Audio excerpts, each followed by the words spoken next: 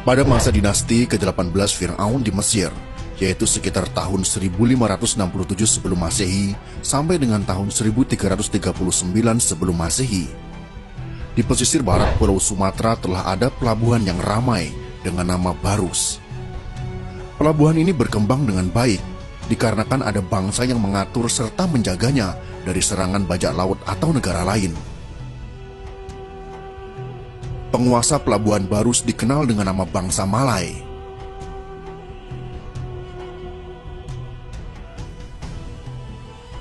Malay dalam bahasa Sanskrit atau Tamil berarti bukit atau gunung. Seperti namanya, bangsa Malay bermukim di sekitar perbukitan atau dataran tinggi. Asal-muasal bangsa Malay diperkirakan bermula dari 4 bangsa, yaitu Arab, Cina, Eropa, India, terkadang disingkat dengan Aceh. Sampai sekarang istilah Aceh masih dinisbatkan kepada keturunan bangsa Malay yang tinggal di ujung utara Pulau Sumatera.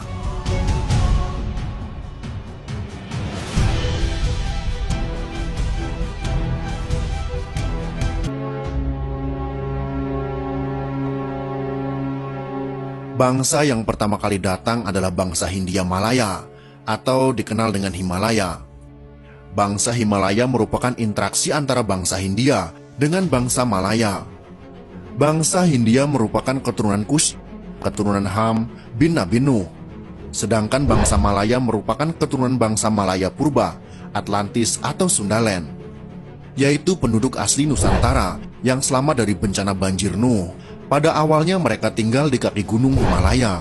Sekitar tahun 6000 sebelum Masehi, mereka datang ke Pulau Sumatera. Mereka menyusul kerabatnya bangsa Polinesia, yaitu keturunan Het, keturunan Ham bin Nabi Nuh, yang telah terlebih dahulu datang dan bertempat tinggal di bagian timur Nusantara. Pada sekitar tahun 4500 sebelum Masehi, datanglah bangsa Cina atau bangsa Formosa, yaitu keturunan Sini, keturunan Yafits bin Nabi Nuh. Bangsa ini membawa budaya agraris dari tempat asalnya. Setelah itu sekitar tahun 2500 sebelum Masehi, datang bangsa Eropa dan bangsa Troya atau Romawi Purba, yaitu keturunan Rumi, keturunan Yafis bin Nabi Nuh. Mereka membawa peradaban Harappa yang dikenal sudah sangat maju. Dan terakhir sekitar tahun 2200 sebelum Masehi, datanglah bangsa Arab Purba atau bangsa Khabiru, yaitu keturunan Ad, keturunan Sam bin Nabi Nuh. Bangsa Khabiru adalah pengikut setia Nabi Hud. Mereka datang dengan membawa keyakinan monoteisme di dalam masyarakat Pulau Sumatera.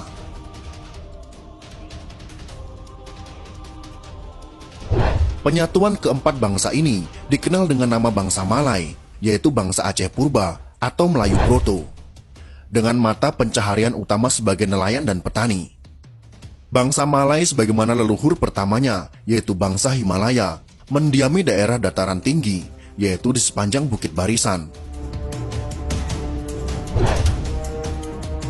yang membentang dari pegunungan pusat Gayo di utara sampai daerah sekitar Gunung Dempo di selatan. Bermula dari Bukit Barisan inilah, bangsa Malay menyebar ke pelosok Nusantara, seperti di Sumatera, Kalimantan, Sulawesi, Semenanjung Malaya, Siam, Kamboja, Sunda, Jawa, Bali, Nusa Tenggara, Maluku, dan Papua. Bangsa Malay pelindung Nusantara. Menurut para sejarawan, bangsa Mongoloid begitu mendominasi daerah di sebelah utara Nusantara. Muncul pertanyaan, mengapa bangsa Mongoloid tidak sampai meluaskan kekuasaan sampai ke selatan? Bahkan Nusantara adalah daerah yang sangat layak untuk dikuasai. Daerahnya subur, serta tersimpan beraneka bahan tambang seperti emas, timah, dan sebagainya. Apa yang mereka takutkan? Jawabannya hanya satu, karena Nusantara ketika itu dilindungi bangsa Malay. Bangsa Malay dikenal memiliki kekuatan maritim yang kuat, dan bala tentaranya memiliki ilmu bela diri yang mumpuni.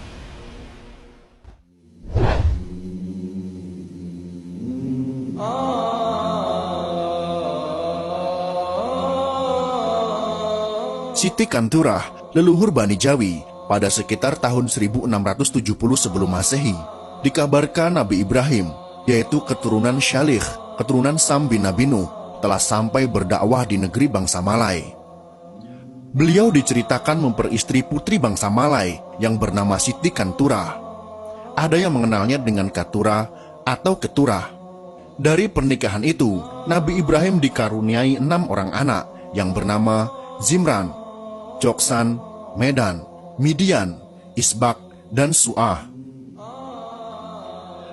Dari anak keturunan Siti Kanturah inilah kelak akan memunculkan bangsa Media atau dikenal dengan Madian, bangsa Kaldea, dan bangsa Melayu Deutro. Berdasarkan perkiraan, Nabi Ibrahim hidup di masa dinasti Hyksos yang berkuasa di Mesir kuno, yaitu pada tahun 1730 sebelum Masehi sampai dengan 1580 sebelum Masehi. Sementara versi lain menyebutkan Nabi Ibrahim menikah dengan Siti Kanturah, yaitu pada sekitar tahun 2025 sebelum Masehi. Bangsa Melayu Deutro atau dikenal dengan Malay Muda yang saat ini mendiami Kepulauan Nusantara juga mendapat sebutan Bani Jawi. Bani Jawi yang berasal dari kata Bani, yaitu kaum atau kelompok. Jiwi, Ji yang berarti satu, Wi atau Widi yang berarti Tuhan. Jadi makna Bani Jawi atau Jiwi adalah kaum yang meyakini adanya satu Tuhan. Keterangan mengenai Bani Jawi sebagai keturunan Nabi Ibrahim ditulis oleh sejarawan terkemuka, yaitu Ibnu Athir, dalam bukunya yang terkenal yang berjudul Al-Kamil fi Al-Tarikh.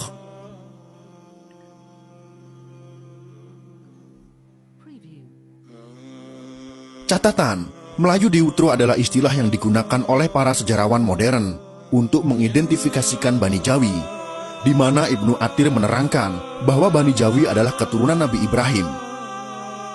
Keterangan Ibnu Athir ini semakin nyata ketika baru-baru ini dari penelitian seorang profesor dari Universiti Kebangsaan Malaysia diperoleh data bahwa di dalam darah DNA Melayu terdapat 27% varian Mediterranean, yaitu merupakan DNA bangsa-bangsa Eropa Semitik. Varian Mediterranean sendiri terdapat juga di dalam DNA keturunan Nabi Ibrahim yang lain, yaitu seperti pada bangsa Arab dan Bani Israel.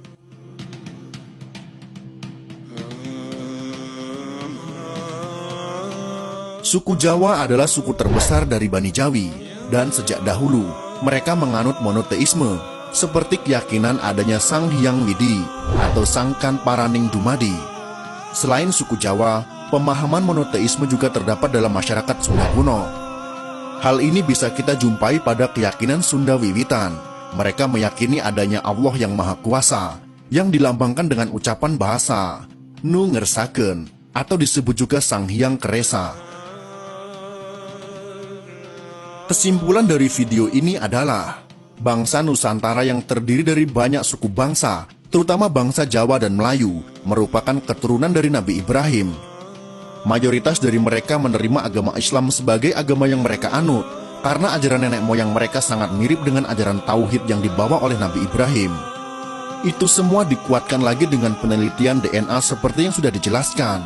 Semoga informasi ini bisa mempererat kembali hubungan Jawa dan Melayu pada khususnya, bahkan semua suku bangsa yang ada di Nusantara ini. Karena kalau kita tarik garis lurus, maka kita memang masih satu keturunan yang sama. Semoga informasi ini bisa bermanfaat untuk kita semua.